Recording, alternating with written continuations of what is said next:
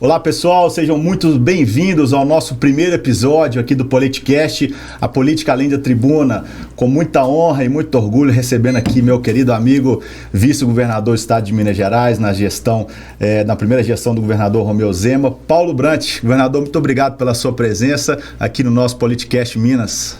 Muito prazer, Maurício, é uma honra estar aqui nesse Politicast para discutir política, que eu acho que é uma coisa importante. De uma forma geral, a sociedade tem uma visão muito negativa da política e acho que isso é muito ruim, porque o futuro do país depende da política. Então nós temos que fazer com que as pessoas comuns passem a ver a política com outros olhos, né? E a nossa ideia aqui, governador, é justamente levar um pouco mais da figura humana do agente político, que muitas vezes a mídia tradicional não leva até a população. Então a nossa ideia aqui é o microfone aberto, contar um pouco da sua história, dos bastidores aí, muito além da tribuna mesmo, do que aconteceu aí nesses 4 anos, não só nos 4 anos do seu mandato como vice-governador, mas também de toda a sua trajetória política aí desde 87, começando lá do BDMG, né? Então vamos ler aqui, pessoal, nosso querido Paulo Eduardo Rocha Brant. Ele é conterrâneo de Juscelino Kubitschek, nascido em Diamantina no dia 1º de maio de 1952. Paulo Brant vem de uma família típica mineira, filho de Moacir Pimenta Brant e Yolanda Raimunda da Rocha, sendo o 6º de 11 irmãos, né? Que maravilha. Dentre eles, o compositor Fernando Brant e o ex-deputado e ministro Roberto Brant. Aos 4 anos, nosso querido governador mudou-se junto com a sua família aqui para Belo Horizonte, onde estudou no Colégio Arnaldo, fez ali engenharia civil na Universidade Federal de Minas Gerais e depois cursou economia na PUC, também tornando-se mestre em economia pela UFMG e especializando em estratégia empresarial pela Fundação Dom Cabral, né, governador? Ele foi superintendente executivo de Relações Institucionais da FIENG, presidente da CENIBRA, secretário de Estado de Cultura, diretor do BDMG e vice-governador de Minas Gerais entre 2019 e 2022. Paulo Brant, muito obrigado pela sua presença mais uma vez. É uma honra para nós aqui ter uma figura do seu tamanho, da sua envergadura, da sua humildade de tudo aquilo que você representa para Minas Gerais aqui no nosso estúdio. Muito obrigado mesmo. Governador, queria que você contasse um pouquinho dessa história que começou lá em Diamantina. Como é que foi nascer aí, crescer numa casa com 10 irmãos? Muito bom, né? Porque crescer com 10 irmãos é um privilégio, porque é uma convivência muito fraterna, né? A gente aprende demais, e era uma escadinha, né? A diferença entre o mais velho e o mais novo é de 15 anos, 16 anos. Então, era uma convivência muito bacana, muito gostosa, era um aprendizado grande e muito contribuiu. Para isso, a própria figura do meu pai, da minha mãe. Meu pai sempre foi um grande liberal, no sentido pleno da palavra liberal, né?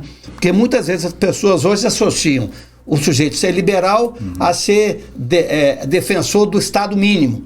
Isso é uma visão muito pequena do liberalismo. O liberalismo é muito mais do que isso, né? O liberal é aquele que aceita a diferença, convive com a divergência, respeita ideias diferentes, escuta o diferente. Isso então, morar numa casa onde o pai aceitava, porque lá em casa deu de tudo, engenheiro, médico, economista, advogado, artista, e todo mundo com visões diferentes de mundo, mas com um traço comum que era inspirado, né, pelo meu pai. Então foi uma experiência muito gratificante, muito gostosa de viver. Né? É uma família fraterna mesmo, no sentido pleno do termo, né? E como é que foi essa vinda para Belo Horizonte aí, ainda criancinha? Como é que foi essa transição? Porque Diamantina ainda sempre carregou muita história, muita cultura. Como é que foi trazer esse choque de cultura, de realidade, Diamantina para Belo Horizonte? Foi uma mudança um pouco difícil, porque Diamantina, como você falou, é uma cidade, além de ser uma cidade com muitas tradições, né, uma cidade muito aconchegante, muito acolhedora, né? Eu me lembro, não me lembro com detalhes, mas eu me lembro da convivência com os vizinhos. Minha casa era sempre aberta, sempre cheia, e foi uma experiência diferente, porque Belo Horizonte, na época, apesar de ser uma cidade muito menor do que é hoje, era uma cidade exatamente diferente. Era uma cidade moderna, né? Aberta ao futuro. E agora a nossa transição foi rápida, a gente se adaptou bem. E eu adoro Diamantina e adoro Belo Horizonte. São dois, se complementam, né? Falando ainda de Diamantina, governador, eu já vi uma história aí, parece que uma receita de um bolinho de feijão que tem lá em Diamantina, que só acha o feijão aqui no Mercado Central. Verdade. Diamantina tem uma culinária, né? E essa parte, por exemplo, do bolinho de feijão, eu li outro dia uma crônica antiga do Rubem Braga, que ele conta. Rubem Braga era capixaba. Ele veio a Belo Horizonte para comer bolinho de feijão, porque bolinho de feijão era um tira-gosto, era uma iguaria muito característica de Minas, e em Belo Horizonte todos os bares tinham. Hoje não tem mais. É verdade. Na minha casa sempre fazia, e era essa receita diamantinense. E eu aprendi com a cozinheira que trabalhou lá em casa há uns 30 anos, e hoje a gente não acha bolinho de feijão, quando acha é muito ruim. Então eu tenho que ir lá no Mercado Central, só lá que vende. É um feijão específico, chamado feijão fradinho. Você já compra ele já quebradinho, e dá um trabalho danado que você tem que deixar de molho, mas é uma iguaria. Para quem gosta de tomar cerveja, Carlos Drummond de Andrade conta numa crônica dele que ele tinha uma turma de amigos que todo sábado de manhã eles iam para casa, não sei se do Otto Lara Rezende ou de algum outro lá, eles iam para comer bolinho de feijão e tomar cerveja. Ó, que maravilha. Né? E hoje a gente não acha bolinho de feijão. Então eu aprendi com essa amiga que a gente teve, que foi a Maria Domingas, que foi uma das inspirações a peça Maria, a música Maria, é baseada nas Marias, né? Essa letra do Fernando, meu irmão, ela se inspirou nas Marias que passaram pela nossa vida. Olha que interessante. Maria Domingas, Maria Três Filhos, Maria do Tatão, foram várias Marias, né? Todas lá de Diamantina e adjacências, e que marcaram muito a nossa vida, né? Contando aquelas histórias. Então, a Maria Domingas é que tinha essa receita, me ensinou, e eu consegui me lembrar. Que bacana, olha só, então é a história de música e cultura mineira e culinária, que fantástico, governador, que bom ouvir essa raiz mineira, o que Minas Gerais tem de melhor, que é a sua cultura, né, que são as Marias, né, o José, de toda a região, as regiões do nosso estado, mas que beleza. Governador, o senhor... Eu ainda vou fazer alguns caminhos aqui até chegarmos de fato na política, onde é o nosso tema principal. Mas como é que tem sido esses 3 primeiros meses aí, depois de longos 4 anos de muito trabalho, de muito desafio como governador? O que o Paulo Brandt fez esses 3 meses? Tirou um tempinho de férias, aproveitou a família? Como é que tem sido esse tempo? Quer dizer, aproveitei a família e voltei a fazer algumas coisas que eu gosto muito e que não estava conseguindo fazer. Primeiro, fazer atividade física. Hoje, então, voltei a fazer... Eu praticamente estou fazendo atividade física 5 ou 6 vezes por semana. Academia, corrida. Então, estou assim, criei o hábito, recriei o hábito, que tem que ser um hábito mesmo, né? De fazer atividade física, que eu espero não abandonar, porque é fundamental para a saúde, né? Não só saúde física, né? Saúde mental, saúde espiritual, saúde no sentido pleno, né? E outra coisa, eu voltei a estudar violão. Eu, quando era adolescente, jovem, mesmo um pouco depois, eu estudei vários anos de violão, o chamado violão erudito, ou violão clássico, que é o violão que você sola no violão. E aí eu voltei, arrumei um professor, tenho uma aula por semana e acordo, e estudo 1h30, 2 horas por dia, e é uma coisa, música é uma coisa que dá uma paz, né? Então voltei a estudar violão, voltei a praticar esporte. Acho que isso é bom para a saúde, né? Porque saúde não é só física, né? Saúde é um conjunto, né? Uma engrenagem. É uma engrenagem, quer dizer, e aliás, um dos problemas das nossas políticas de saúde é que são políticas, na verdade, políticas de doença, né? São políticas que tratam da doença. Outro dia eu vi um dado, né? Só fazendo um parênteses, né? Que no Brasil, é um dado aterrador, né? Que no Brasil nós temos 50% ou mais, alguma coisa assim, 50%, 55% de pessoas que estão acima do peso ou obesas. Já é coisa... E segundo, se você pergunta o seguinte, qual o percentual da população que pratica esporte, alguma atividade física com regularidade? É menos de 15%. Ou seja, essa é uma combinação explosiva de doença pública, né? Então é claro que as pessoas, por vários motivos, não fazem atividade física, ou elas engordam, enfim. Mas a política de saúde pública, ela deveria pelo menos ter um olhar sobre essa questão, porque é impressionante. Quando você começa a fazer atividade física e emagrecer, a sua vida vira outra. Fica tudo melhor, você dorme melhor, você alimenta melhor, você fica mais feliz, né? Muito melhor para tudo, né? Então eu voltei muito, e estou lendo muito, né? Lendo coisas que... Eu tenho muito livro, né? Qual que é o livro de cabeceira hoje do Paulo Brant? Hoje eu estou estudando Keynes. Keynes foi um grande intelectual, um grande economista, e ele às vezes é muito mal interpretado. Ele é interpretado assim, as pessoas pegam pedaços do que ele falou. E Keynes foi um grande intelectual, matemático, estatístico, economista, filósofo, e foi um grande pensador dos problemas do mundo na década de 20, 30, de 40. E o mundo hoje, é claro que os problemas são outros, mas eu diria que a gente está numa situação um pouco diferente. Nós estamos precisando quebrar paradigmas. Keynes insistia muito nisso, quer dizer, nós temos que mudar o paradigma, mudar a dimensão de abordagem dos problemas, porque a gente está rodando em círculos e não estão encontrando saída, né? E esse é um problema que eu acho que o Brasil tem. Então, eu estou lendo muita coisa de Keynes, vários ensaios que ele escreveu, e é uma figura magnífica, um intelectual, assim, perfeito, completo, né? Que gostava de literatura, de arte, de poesia, era um sujeito excepcionalmente bem dotado e que muitas vezes é mal interpretado. Muita gente acha que Keynes é o sujeito que defende gasto público para poder combater o desemprego sem levar em conta a inflação. Isso é uma visão tão pequena e miúda, né? Isso não é nem um pé de página de Keynes. Então eu tô nessa fase lendo Keynes. Muito bom. Governador, eu quero aqui aproveitar para mandar um abraço para alguns amigos da Polícia Militar, o Major Alencar, toda a sua equipe do Gabinete Militar do Governador. Quero mandar um abraço aqui também para o Coronel Martins, que em breve vai estar conosco aqui, que foi chefe do Gabinete Militar do Governador Anastasia. Vai contar uns bastidores aqui de Hélio Garcia também para a gente. Conhece? Foi ajudante de ordem do Hélio. Mas, governador, me contaram que numa viagem para Juruáia, né, que é o polo nacional aqui em Minas Gerais, o polo nacional de lingerie, descobri que quando você foi visitar Juruáia, teve um desfile de lingerie lá, que na hora que começou o desfile, você caiu fora.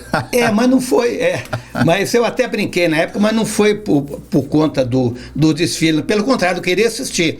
É porque a gente tinha um evento em Alpinópolis, que era logo do lado. E como esse desfile lá em Juruáia, teve uma sessão anterior que estava lá, estavam vários políticos, estava o prefeito, a coisa demorou demais, e a gente tinha um almoço em Alpinópolis. O presidente da Câmara de Alpinópolis é o vereador Alex Mochila, que é do PSDB, grande figura. E aí ele já estava, então nós tivemos que sair, mas não foi... Então não foi numa recomendação familiar? Não foi por... Infelizmente nós tivemos que sair. Maravilha. Governador, tem alguma história de viagens aí? O senhor deve ter feito centenas de viagens aí por Minas Gerais. Tem alguma história bacana de contar? Algum perrengue? Passou algum apuro em alguma viagem? Alguma história assim legal de bastidor? Tem várias, né? Mas teve uma, por exemplo, em Visconde do Rio Branco, que ilustra um pouco a dificuldade do papel do vice, né? Porque quando eu fui lá em Visconde do Rio Branco, já era 2021, eu já não estava, digamos assim, no núcleo político do governo, estava bem à margem, né? Sim.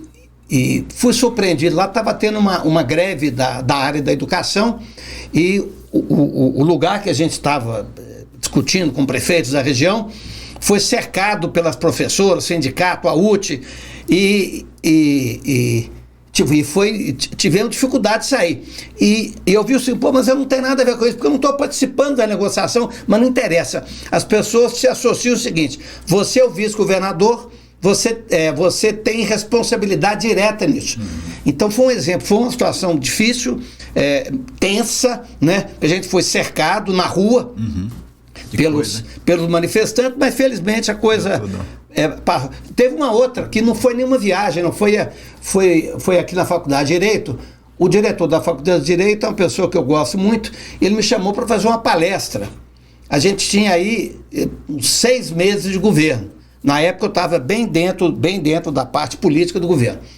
Fui fazer uma palestra e universidade, de uma forma geral, tem um viés de esquerda, natural. Sim, sim. É absolutamente natural. O jovem, ele tende a ser de esquerda, né?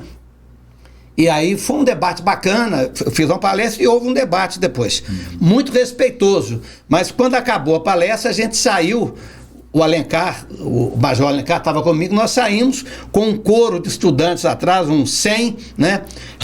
Não agredir, nada físico, dizendo o seguinte, como é que é? Governador, preste atenção, o novo só governa para patrão. Então nós andamos durante uns 5 minutos com o coro atrás, mas, enfim, isso faz parte, mas foi extremamente respeitosa a divergência, o que a democracia é exatamente isso, né? A divergência é respeitosa, civilizada, né? Isso.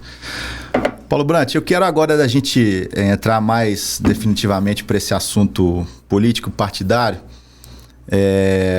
Uma notícia que aconteceu semana passada, né? O senhor saiu do PSDB e foi para o PSB, agora conta pra gente como é que se deu essa movimentação nesse tabuleiro aí. O PSDB é um partido que, na sua essência, tem tem uma ideologia com a qual eu me identifico muito, que é a social-democracia.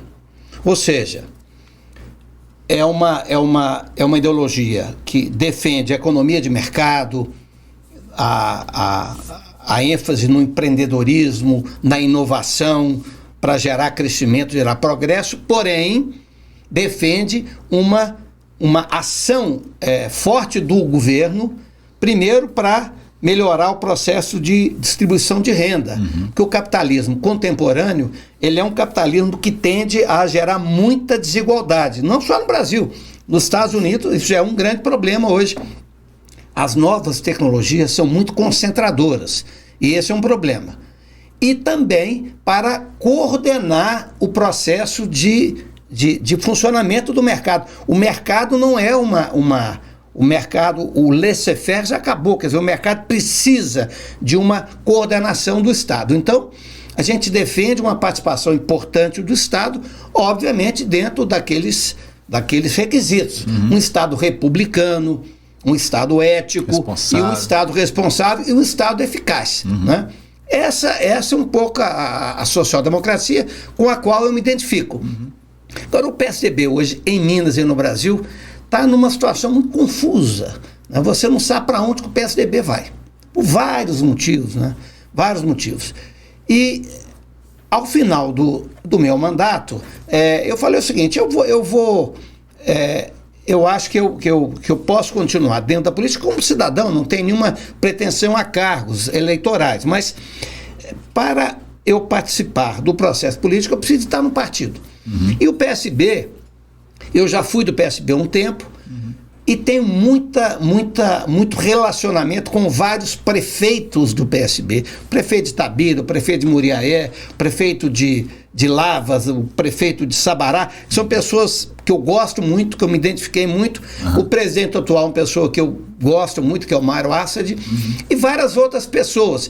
E o PSB tem tem um pouco dessa visão social-democrata, talvez com viés um pouco mais de esquerda, mas não é um partido que renega a economia de mercado e que de certa forma tem um viés absolutamente estatista.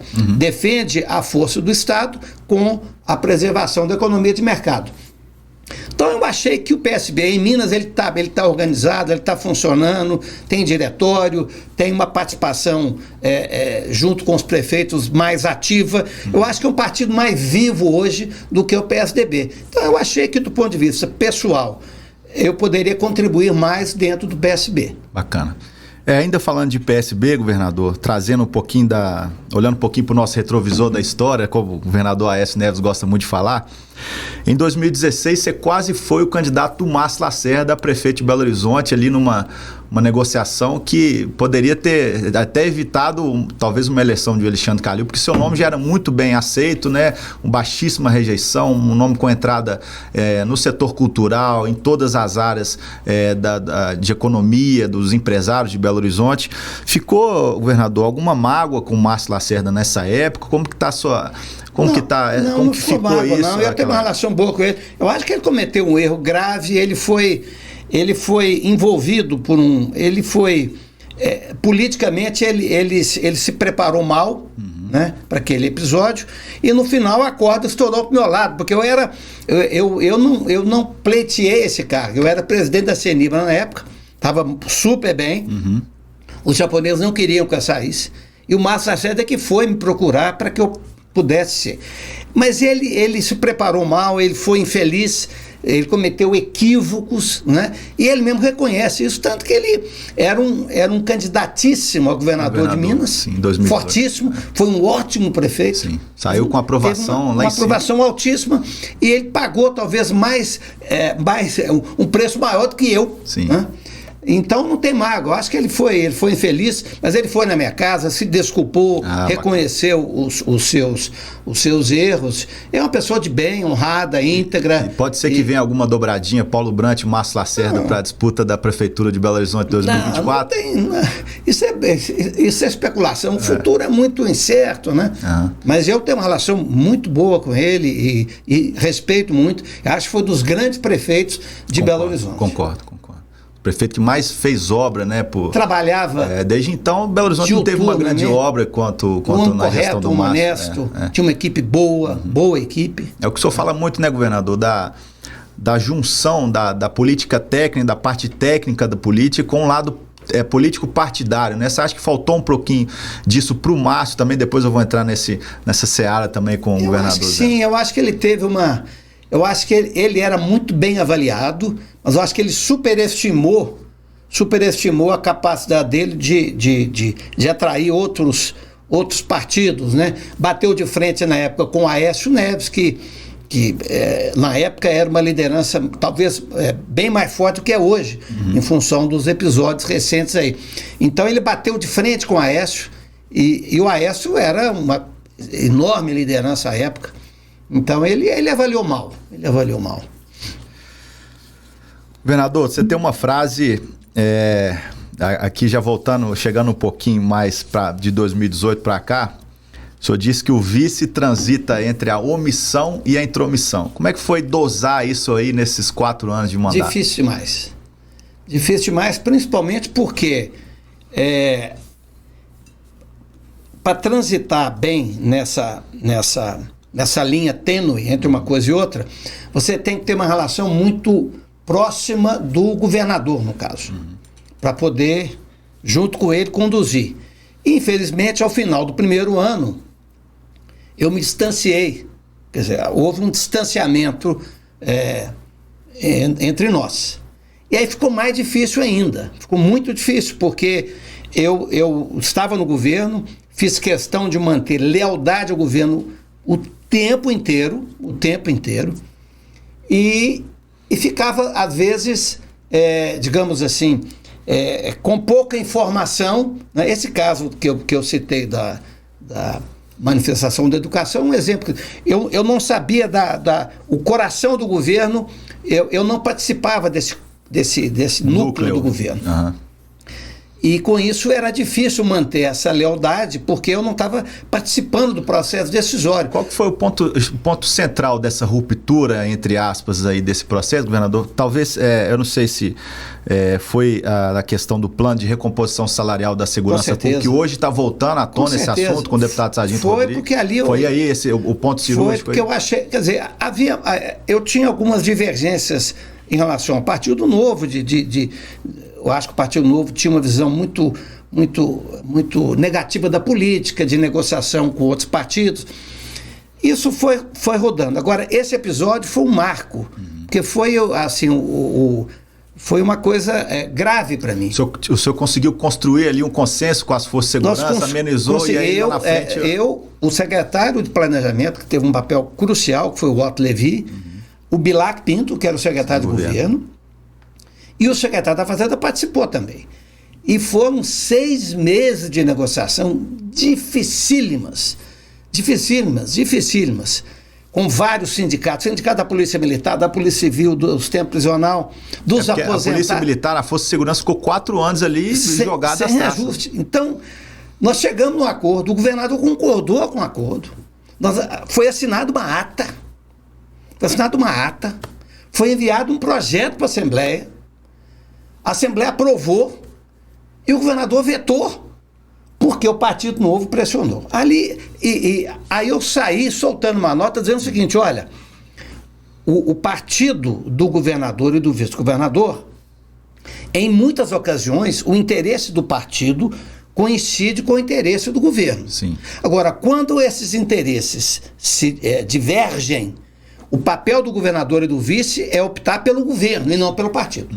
Porque você foi eleito para governar para todos. Isso. E ali o governador optou por ceder ao Partido Novo e a sorte, entre aspas, com muitas aspas, é que veio a pandemia.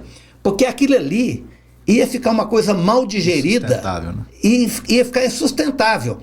Como veio a pandemia, então arrefeceu-se aquele pleito de reivindicação que depois voltou. Então ali eu achei gravíssimo, porque ali foi definida uma forma de governar com a qual eu discordo radicalmente. Quando você ganha uma eleição, você tem que representar a maioria. É a maioria, todos, é toda a população. Não é o partido não pode mandar no governador. E ali o partido mandou, ou pressionou, porque o governador foi o tempo inteiro informado. Falar depois que o aumento era insustentável não é verdade. O Estado poderia pagar. O secretário da Fazenda participou de todas as reuniões, assinou a ata, se não me engano, deve ter assinado. Então ali foi um divisor de águas. Falei, esse é um governo do Partido Novo. Não pode ser o Partido Novo. Os problemas de Minas Gerais são tão grandes que o Partido Novo, com todo o respeito pelo Partido Novo, ele é um partido muito pequeno para sustentar um projeto em Minas Gerais. Nenhum partido... O Fernando Henrique Cardoso, no auge da sua popularidade, quando ele governou o Brasil, ele não governou com o PSDB, ele chamou, na época, o PFL e o PMDB para construir uma base para fazer as reformas que ele precisava fazer. Então, o Partido Novo é uma arrogância, né? Uma arrogância que foi... E o ponto que eu divido, assim, essencialmente. Né? Você acha que essa arrogância refletiu no resultado das eleições do ano passado? Porque o Novo não tinha um deputado federal e agora não... Eu acho que sim, mais. Quer dizer, eu acho que o Novo perdeu as eleições, ele não elegeu nenhum deputado federal. O Novo, ele reduziu de tamanho. E não sou eu que estou dizendo, quer dizer... E tinha tudo para crescer, né? O João Amoedo, que... Com todos, várias vezes eu divergi do João Amoedo. Mas o João Amoedo, que foi o fundador do partido, a figura mais importante do partido, saiu do partido dizendo o seguinte: o partido se desvirtuou. Então, é um partido que diminuiu de tamanho. A figura do Zema é um caso à parte. Ele tem os méritos e tem a conjuntura, a circunstância, né, que fez com que ele fosse reeleito com uma votação bastante significativa. Mas o Partido Novo, enquanto partido, ele está, digamos assim, ele está vagando ainda, né? Porque ele defende, ele tem uma dificuldade de conviver, né, com pensamentos diferentes. Isso em política é mortal. Uma sociedade diversa, com problemas complexos, não há uma solução simples para nenhum problema que a gente tem. Se você achar que a sua visão de mundo, né, os seus dogmas vão resolver o problema, que basta reduzir o tamanho do governo, basta privatizar tudo, basta reduzir imposto e deixar o empresário trabalhar, que as coisas vão se resolver, não vai. Essa fórmula mágica não existe. O Keynes, há 90 anos, falou isso. O Keynes, há 90 anos, dizia: esse capitalismo do laissez-faire, Acabou. Foi só no século XIX. Governador, como é que foi a sua relação com a Secretaria de Cultura? Foi uma exigência do Paulo Brant nisso, no início dessa... Eu não diria que foi uma exigência, mas foi uma crítica forte que eu fiz quando eu fiquei sabendo, e o governador entendeu, concordou e recriou a secretaria, e eu fiquei um mês e meio como secretário interino, né? Até encontrar uma pessoa, que na época foi o Marcelo Matti, que assumiu a secretaria. Não diria uma exigência, porque eu acho que é muito forte. Eu fiz uma crítica contundente, dizer que o setor cultural iria se manifestar contra e eu iria apoiar. Porque quando você está no governo, você não tem que apoiar tudo, não. Quer dizer, senão você perde a sua personalidade. Né? Verdade.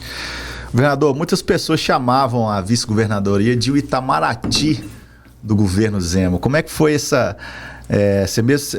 o senhor fora desse núcleo político ali do governo, o senhor manteve essa diplomacia, esse espírito republicano de tratar ali dos interesses do governo? Como é que foi essa relação com todas as secretarias, os secretários de Estado, os prefeitos, mesmo nessa não função, entre aspas, do núcleo político ali do governo? A minha relação com os secretários é ótima, porque os secretários são pessoas muito qualificadas, competentes, íntegras, sempre foi muito boa. E a nossa relação, e a nossa postura na vice-governadoria sempre foi republicana mesmo. Mas republicana no sentido pleno. Então, por exemplo, um deputado que votava contra o governo e que nos procurava com algum pleito, alguma sugestão, eu recebia. Muitas vezes recebi críticas, né? Tinha uma votação importante do governo, o deputado X votou contra o governo. Então vinha uma recomendação, não receber esse deputado, eu não vou fazer isso. O deputado, ele não representa ele representa 100 mil pessoas. Eu lembro uma vez que me procurou o deputado do PT, Jean Freire, que é um deputado que eu tenho muita admiração. O deputado Jean Freire, ele é do Vale do Jequitinhonha, do Araçuaí, uma pessoa de uma integridade excepcional, um ótimo deputado. E ele me procurou, a mim e ao Marcelo Matti, que era o secretário de Cultura, com uma série de ideias, de projetos muito interessantes, e nos convidou para ir a Araçuaí. Esse caso eu lembro, o Alencar estava comigo, o Major Alencar. E aí o pessoal do governo, mas como é que você vai? Esse cara vota contra o governo o tempo todo. Falei, mas e daí? E daí? O povo está ali, né? Ele representa o Vale do Jequitinhonha. Então nós fomos lá e foi muito interessante porque a gente chegou na véspera, e no dia seguinte de manhã veio a turma do gabinete militar e disse, vocês não podem ir participar do evento, não. Ia ter um evento com todo o pessoal da área cultural de Araçuaí e do Vale. Falei, por quê? Não, é pelo seguinte, vocês vão ficar no fundo do auditório, não tem porta de saída no fundo.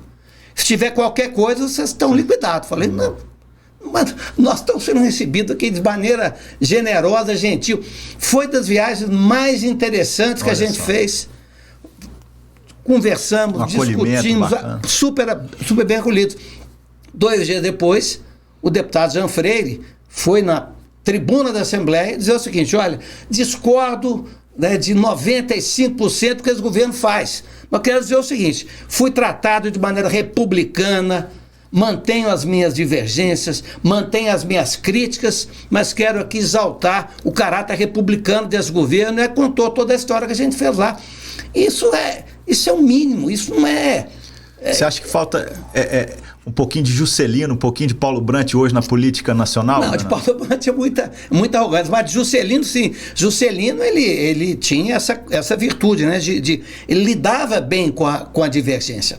Porque é o seguinte, na política, quem não sabe lidar com a divergência, quem nega a divergência, quem desqualifica a pessoa que pensa diferente, isso é a negação da política. É o grande mal do Brasil hoje, quer dizer, a direita, a esquerda, todo mundo, essa polarização, ela obstrui o diálogo. Eu gosto de dizer o seguinte, a gente não tem diálogo no Brasil, nós temos debates. O que é o diálogo? O diálogo, eu falo, você escuta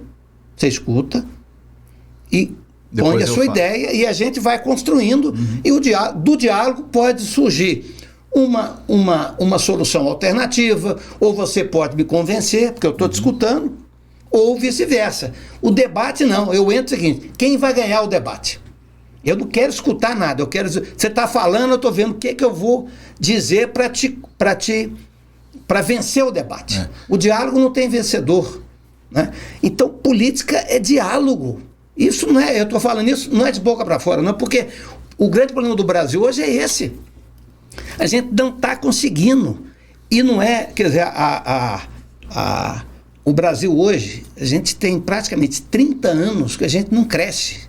O Brasil não cresce. Está parado. A nossa renda por habitante, esse ano, 2023, é menor do que a de 2013. Isso, a gente não pode dizer o seguinte, isso não é culpa. Nós tivemos governo do PT, tivemos governo do MDB lá com o Temer, tivemos governo do Bolsonaro. É um pouco mais profunda a causa. Eu acho que a grande causa é a incapacidade da nossa sociedade de criar consensos para transformar o país. Nós não conseguimos porque não tem diálogo, não tem conversa. Cada um sai... um amigo meu disse o seguinte, cada um está desfilando com a sua certeza. Você conversa com o pessoal da direita, da centro-direita, eles têm a certeza dele. Não, o caminho do Brasil é o seguinte, reduz o tamanho do governo, reduz a tributação. Você conversa com o pessoal da esquerda, eles têm um caminho. Aumenta o gasto público, todo mundo tem a certeza, né? As pessoas estão com certeza demais e o mundo hoje é complexo demais, né? Nós estamos precisando de mais humildade intelectual para entender que a solução é complicada e nós precisamos de construir esses consensos, né? Que é a essência da política. Verdade. Governador, trazendo um pouquinho Romeu Zema aqui para a nossa mesa, na última entrevista do Zema, antes do início do período eleitoral, ele falou que o Paulo Brant era um extraordinário vice-governador. O que mudou dessa entrevista do Zema para depois? O único fato após essa entrevista foi a minha decisão que eu tomei por uma fidelidade ao partido, ao PSDB, né? O PSDB me fez apelos para que eu entrasse de vice na chapa do Pestana. Eu não queria de jeito nenhum, por vários motivos. Aceitei, porque eu estava no partido e eu acho que eu tinha que entrar. Foi a única decisão. E que não teve nenhum desrespeito, porque o governador e o Partido Novo já tinham resolvido que não iam fazer aliança com o PSDB, iam fazer uma chapa pura. Então você já estaria fora dos planos deles. Então, e aí o governador cometeu um erro, para mim, grave, de falta de espírito republicano. Por quê? Porque quando eu optei por uma outra chapa, eu não estava dizendo que o pessoal que trabalhava comigo ia fazer campanha. O governador, assim que o senhor tomou a decisão de... Ele demitiu todos, ele acabou com a vice-governadoria. Foram 24 demitidos da noite pro dia. Da noite pro dia. O senhor ficou chateado com o Zema nessa ocasião? Muito. Acho que foi uma decepção grande, porque os funcionários que estavam trabalhando comigo, né, se ele acha que os meus funcionários iam trabalhar na minha campanha, eu tenho o direito de achar que os funcionários do governo trabalharam na campanha dele. E tinha gente ali com mais de 20 anos. 20 anos. Ele fez um comentário até infeliz. Não, mas quando o Atlético é Cruzeiro, não tem jogador do Atlético jogando no Cruzeiro. Ali a questão não era Atlético Cruzeiro, funcionário público, é funcionário de Minas Gerais.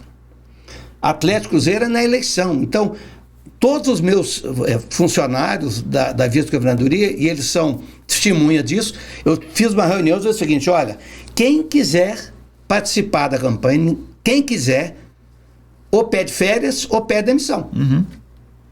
Então, então essa foi uma violência absolutamente desproporcional. Absolutamente desproporcional. Depois da eleição, você tomou um café com o Zema? Vocês conversaram? Não teve nenhuma conversa depois? Não. Tá.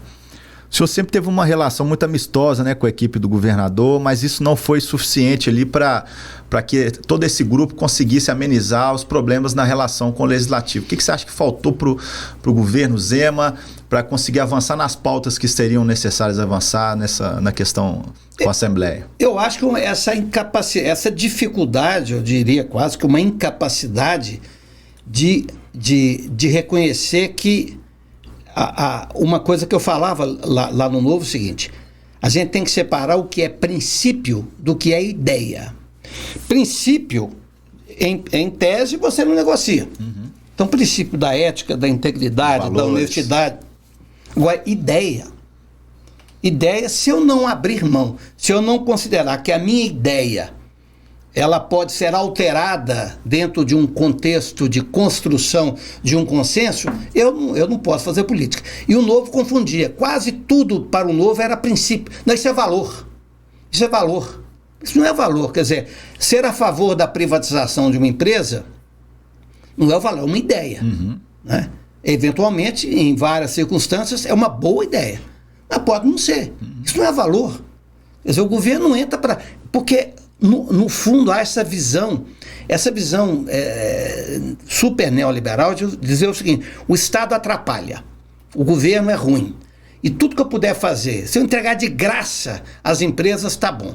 Essa é uma visão equivocada. O que nós temos que fazer não é acabar com o Estado, reduzir o tamanho do Estado ao mínimo, é melhorar radicalmente os governos.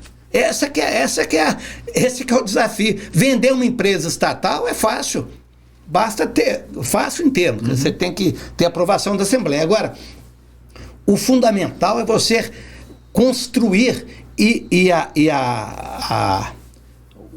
o Serviço Público de Minas Gerais, particularmente, a grande maioria dos servidores é muito, muito bem qualificada e gente séria. Então, uma boa gestão no sentido de definir desafios, estratégia. Eu acho que falta a esse governo, e essa crítica que eu já fiz várias vezes, né, um pouco de ousadia. Né? Isso decorre de quê? É o governo que não acredita no governo, não acredita no Estado. Então, se eu não acredito no Estado, tudo que eu puder fazer para reduzir o Estado, eu vou fazer. Então, isso empobrece a política pública, empobrece. Né? E nós precisamos de política pública. Ninguém está defendendo o Estado irresponsável, o Estado leviano, o Estado que gasta. Não é isso. Esse radicalismo, né? Quer dizer, as pessoas acham isso. Quer dizer, ou o neoliberalismo, né? Toda vez que você fala, por exemplo, que o investimento público em Minas Gerais, por exemplo, vamos pegar as estradas de Minas, né? Uma grande parte das estradas, 80% das estradas, elas não são passíveis de serem privatizadas ou concessionadas, porque elas não têm tráfego. Então é investimento público. Investimento público. Tem de ter o investimento. Tem que ter investimento público. Senador, você falou em investimento, o senhor trabalhou muito forte nesses 4 anos, na atração de investimentos, né, nessa seara aí do desenvolvimento econômico, como um motor mesmo de impulsionamento para Minas crescer com emprego de qualidade. Como é que foi esse trabalho de atração de investimentos, de foco ali no desenvolvimento econômico? Esse trabalho foi, no fundo, depois que eu saí do núcleo do governo, foram 2 áreas que eu tive muito prazer em trabalhar. Foi na área da cultura, na área da segurança, que eu tive uma relação muito boa com os comandantes, com o delegado-geral, e na área de atração de investimentos. Até porque o Estado tem o INDE, que é o antigo INDE, que agora é o Invest Minas, excepcional instituição, excepcional, dava um show de bola, os empresários chegavam aqui, ficavam impressionados com a qualidade do atendimento. E a própria Codemig, que tem um papel muito importante nisso, a Secretaria da Fazenda, tem o pessoal da Secretaria da Fazenda muito qualificado nessa área de resolução de questões tributárias, e o Estado de Minas é um Estado muito atraente. Então, o sucesso dessa política de atração decorre disso, quer dizer, do próprio potencial de Minas Gerais e da excelente qualidade do pessoal que trabalha na Secretaria de Desenvolvimento Econômico. Muito bom, governador. Trazendo um pouquinho aqui da eleição passada, na eleição, o senhor disse numa entrevista que a eleição de 2018 foi a eleição do não, né? O não ao PT e o não ao PSDB. Qual foi o grande X, o grande mote dessa eleição de 2022? Eu acho que foi a apatia. Apatia, as pessoas estavam desesperançadas, né? E esse é um lado. E de outro, a polarização da eleição federal entre o Lula e o Bolsonaro chupou completamente o interesse. Por exemplo, o Marcos Pestana, né, nosso candidato do PSDB, figura qualificadíssima, muito talentosa, um político de primeiríssimo, um dos melhores deputados que a gente já teve nos últimos 20 anos. Verdade. Aí. Teve uma votação ridícula, por quê? Ele está me mostrando, faltando 15 dias para a eleição, ele já tinha feito campanha, vários programas eleitorais, o grau de desconhecimento dele, pessoas que não conheciam, estava em torno de 75%. Isso há 15 dias da eleição. 15 dias, então as pessoas não estavam querendo saber. Então ali foi o Zema, que foi um pouco ali já era embalado, conhecido, né? Já estava embalado. E o Calil, que teve o grande... Tinha Belo Horizonte, que ele era conhecido. O Calil que nasceu da rejeição à política, né? Da negação. Nasceu da rejeição política. Chega de política, é hora de Calil. Ele se elegeu nisso e depois foi vítima dessa própria negação, né? E houve... E aí o Calil teve uma votação muito importante com o próprio prestígio pessoal dele e a boa gestão dele na área, principalmente na área da saúde, né? Na área da pandemia, e o apoio do PT, né? E o Pestana sumiu, não conseguia, quer dizer, não tinha, ninguém queria saber. Então foi uma eleição mesmo assim de desânimo, de desinteresse das pessoas. Total, a gente ia no interior, eu fiz algumas poucas viagens com o Pestana, o desinteresse era assim, era uma apatia, né? Aquela coisa. E a nível nacional, governador, eu vi que o senhor acreditou muito na terceira via, isso lá em 2020, o senhor tinha uma esperança muito grande. Dentro do PSDB, né? Você acha que faltou grandeza ao João Dória naquele momento de indicar e abrir mão para o Eduardo Leite ser o candidato do partido à presidência? Você acha que teria sido diferente? Eu acho que faltou, e faltou o conjunto dos partidos que estavam constituindo a terceira via, cada um estava defendendo o seu lado, né? O Ciro Gomes lá com a candidatura dele, a Simone e o Dória com a dele. Quer dizer, então, ali a chance de terceira via não era alta, era uma chance razoável. Havia alguma chance. Se houvesse grandeza de todos, e ali não houve. Eu lembro uma vez quando alguém estava lembrando outro dia, na época da eleição direta de Tancredo. Foi uma eleição direta, mas o grande líder nacional na época era o Ulisses Guimarães. Era o grande líder. Era o líder popular. Depois Mário Covas. Tancredo não era a grande liderança popular. E aí eles fizeram um acordo seguinte, olha, se for eleição direta, tinha todo aquele movimento das diretas já, seria o Ulisses Guimarães. E se fosse indireta, seria o Tancredo. E o Ulisses abriu mão. Evidente. Tinha que abrir. Né? E aqui não, quer dizer, ficamos nesse negócio e a chance já não era uma chance grande, né? Então acho que faltou. Política é feita com grandeza também. Sim. Governador, o senhor no primeiro turno chegou a criticar o presidente Lula por ele não ter apresentado ali um plano de governo na sua eleição no primeiro turno, e no segundo turno você declarou, subiu no palanque lá em Teoflotone. O que fez o Paulo Brant declarar esse apoio e subir no palanque com Lula? O receio de que a nossa democracia estava ameaçada, a instituição democrática, né? E eu achava e continuo achando que a eleição do Lula, do ponto de vista das instituições democráticas, era o caminho, né? Era o caminho para preservar. Porque o importante, o importante é preservar a democracia. Porque se você preservar a democracia é preservar instituições, né? Instituição é o seguinte, a democracia é feita de instituições. E as instituições são feitas de homens. E muitas vezes homens erram. Mas quando o homem erra, você não pode questionar a instituição. Eu me lembro um caso, você mencionou, que eu estudei no Colégio Arnaldo. O Colégio Arnaldo era um colégio de padre do Verbo Divino. E eu era jogador de futebol lá do time do colégio. Jogava até razoavelmente bem. E tinha um padre chamado Padre Simala. Padre Simala era assim. O primeiro tinha um juiz, tinha um juiz lá, e vinha um time de fora para jogar com o time do colégio. Quando o juiz não estava bom, ele trocava juiz. E quando o time do colégio estava perdendo, ele esticava o segundo tempo, e lá não tinha reflector, até a hora do colégio ganhar. Quer dizer, ele não tinha nenhum respeito pela instituição. Que instituição é isso? Quer dizer, às vezes o juiz está péssimo, né? Às vezes o Supremo erra.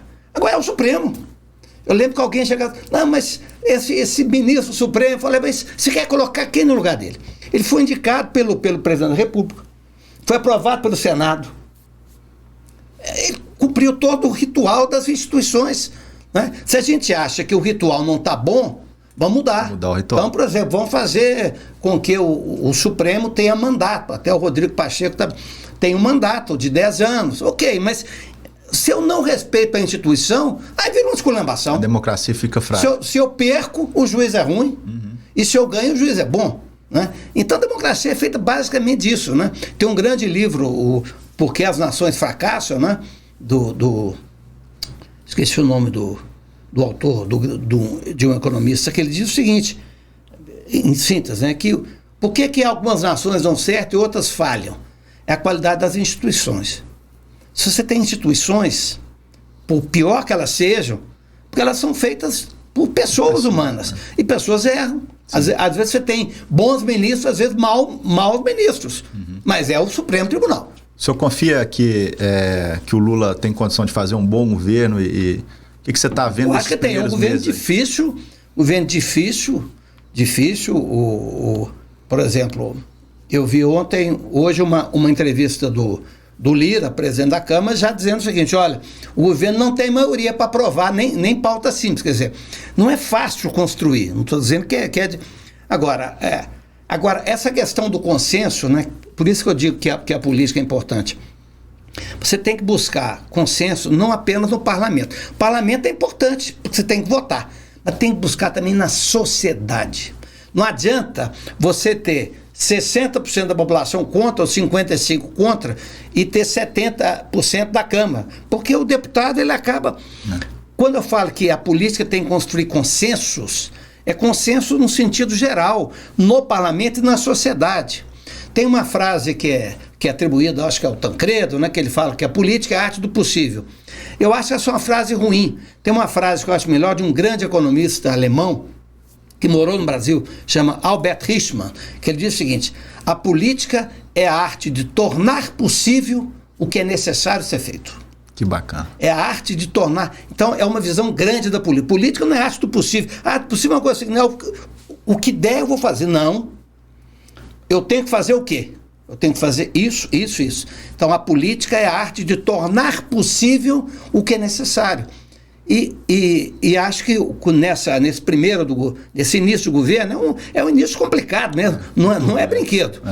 Mas eu acho que essa é uma falha que eu estou vendo. Quer dizer, eu acho que o governo Lula tem que buscar ampliar o arco de alianças, não apenas no Congresso, que é fundamental, mas na sociedade.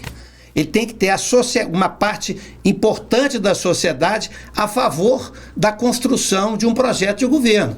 Né? Muito bom. Porque senão fica uma situação difícil de caminhar. Governador, para a gente encerrar aqui essa Zema, Bolsonaro, Lula, o senhor sempre teve uma admiração muito grande pelo Romeu Zema, pessoa física, vamos dizer assim. O senhor acha que o Zema tem condição de, talvez com o Tarcísio de Freitas, governador de São Paulo, numa próxima eleição, ali uma dobradinha Tarcísio-Zema para a presidência, acha que o Zema tem condição de trilhar um caminho nesse sentido? O governador de Minas sempre é um candidato natural, né? Mas eu acho que para dar esse salto, uma coisa é Minas Gerais, outra coisa é Brasil. É uma mudança qualitativa, não é só de ter mais votos, é uma mudança qualitativa. Aí eu acho que ele vai ter que mudar radicalmente a sua concepção e a sua visão de mundo. Eu acho que a visão é uma visão, quer dizer, um governo, o termo essa palavra ela é um pouco usada de maneira há um mal entendido, mas é um governo medíocre no sentido de governo médio. Mediano. Pouco ousado. E acho que por detrás disso está essa concepção de que governo é melhor. O governo bom é o governo que não atrapalha. Se você acha que governo bom, governo que não atrapalha, está começando errado, porque o Brasil precisa de governo. Uhum. O Brasil é um país, é uma sociedade complexa demais, com problema demais, com desigualdade demais, e o mercado sozinho não consegue resolver. Você acha que o Partido Novo atrapalha o Zema nessa amplitude, talvez nesse crescimento que ele precisaria de ter para alcançar? Eu acho que ele não pode construir uma candidatura cujo pilar principal seja o Partido Novo, com todo respeito pelo Partido Novo. O Partido Novo não é um partido que a sociedade entendeu, quer dizer, ele é pouco representativo, ele representa pouco da sociedade brasileira, muito pouco. A visão muito restrita do pessoal do Novo não reflete nem de longe a maioria do pensamento da sociedade brasileira. Muito bem, pessoal, a gente está chegando ao fim aí desse nosso bate-papo, aqui nosso primeiro episódio do Politicast Minas. Governador, agora uma tabelinha para a gente encerrar aqui. Não precisa de ser necessariamente uma frase, mas umas respostas mais objetivas. Vou falar um nome ou um assunto e o senhor dá uma resposta. Romeu Zema. Um homem de bem, mas com visão muito restrita e medíocre da política. Lula. Um grande líder. Democracia. Vital. É o oxigênio do funcionamento de uma sociedade livre. Belo Horizonte. Uma cidade encantadora. Minas Gerais. Minas Gerais é a essência do Brasil. A essência do Brasil e o Brasil sente falta de Minas Gerais, mas hoje Minas representa pouco, né, na política nacional. Cultura. Cultura é fundamental em tudo, né? Não há um projeto quer dizer, qualquer projeto em qualquer área passa pela cultura, quer dizer, o crescimento, por exemplo, o desenvolvimento econômico de Minas tem tudo a ver com a cultura de Minas, né? Sempre vai ser diferente de São Paulo, porque cultura tem a parte, digamos, que a gente associa mais, que são as belas artes, a música, o teatro, que isso é fundamental, mas mais do que isso, né? Cultura é o jeito de ser, é o jeito de fazer, é o jeito de se relacionar, é a riqueza de uma sociedade, de uma comunidade, de um estado, né? Ciência e tecnologia. Crucial para qualquer projeto de país, e o Brasil... E que está ligado, quer dizer, ciência e tecnologia, o Brasil tem alguns avanços, mas nós temos um pé de barro, que é a nossa educação básica, que é péssima, né? Um medo.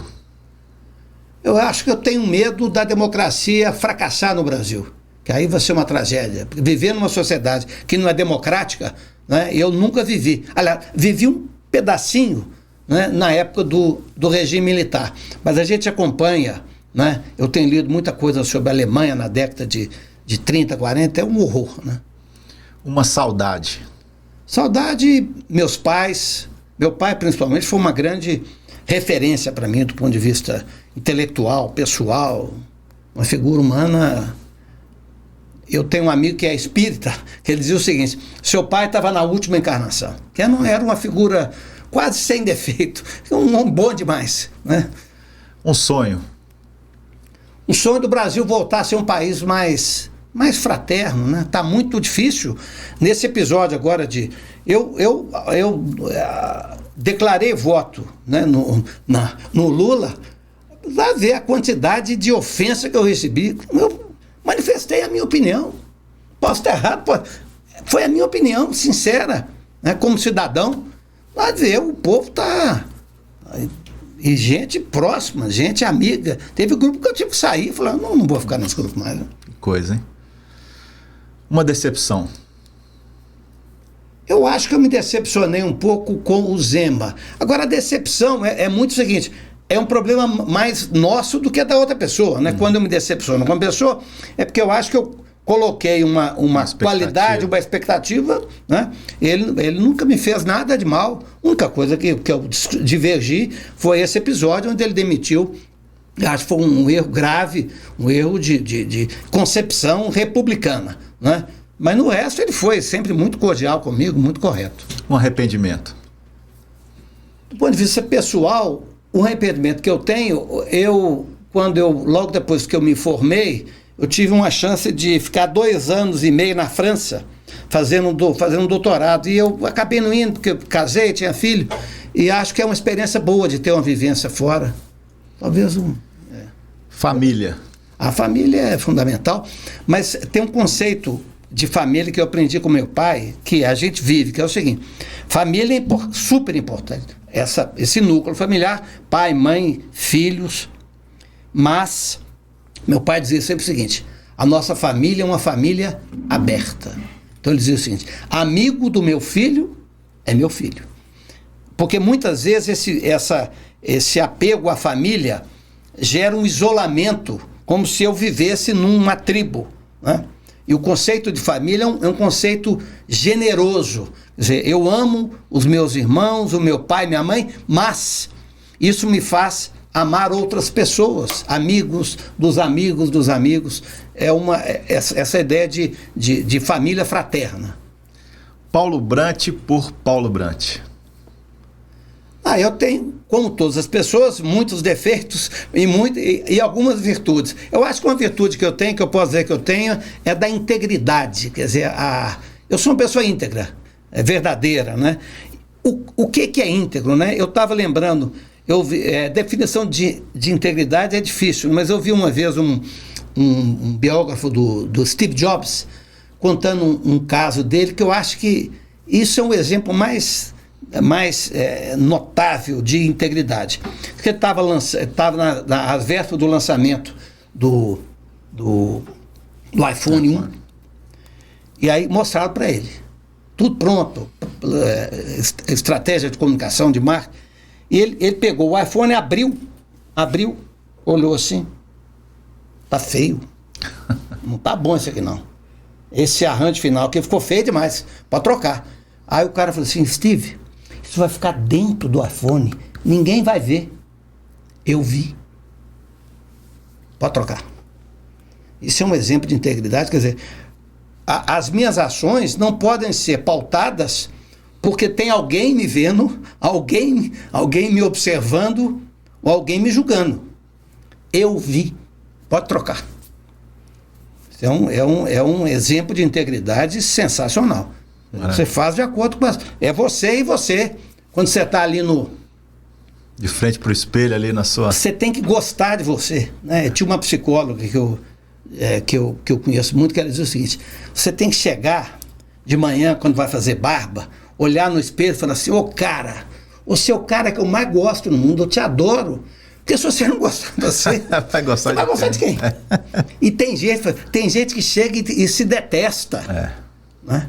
Então, quando a pessoa não tem integridade, ela sabe que ela está mentindo.